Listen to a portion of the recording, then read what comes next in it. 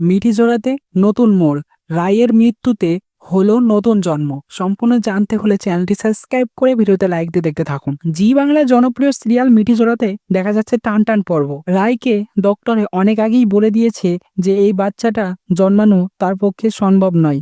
এই বাচ্চাকে জন্ম দিলে তার মৃত্যু পর্যন্ত হতে পারে, ওটা হাই রিস্কের ব্যাপার। রায় সেটাতে অ্যাডজাস্ট করে নিতে রাজি হচ্ছে।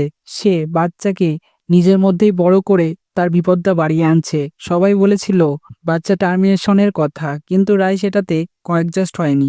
এবার এমনটাই দেখা যাবে মিঠিজোড়া ধারাবাহিকের গল্পে, হয় রায় না হয় বাচ্চা, যে কোনো একজনকে বাঁচানো যাবে। রায় চাই সে মরে গেলেও তার বাচ্চা যেন বেঁচে থাকে এবং অনির্বাণ তাকে মানুষ করে তোলে। সে এমনটাই হয়তো দেখা যাবে ধারাবাহিকের গল্পে। রায় খুব অসুস্থ হয়ে পড়বে, হসপিটালে নিয়ে যাওয়া হবে, রায়ের বাচ্চাকে জন্ম পর্যন্ত দিয়ে দেওয়া হবে এবং মারা যাবে রায়। তো রায়ের মৃত্যুতেই জন্ম হবে নতুন বাচ্চার। অনির্বাণ কাঁদতে কাঁদতে সেই বাচ্চাটাকেই বড় করে তুলবে। আস্তে আস্তে এইভাবেই গল্পটা কেটে যাবে এবং শেষ হয়ে যাবে মিঠিজোড়া।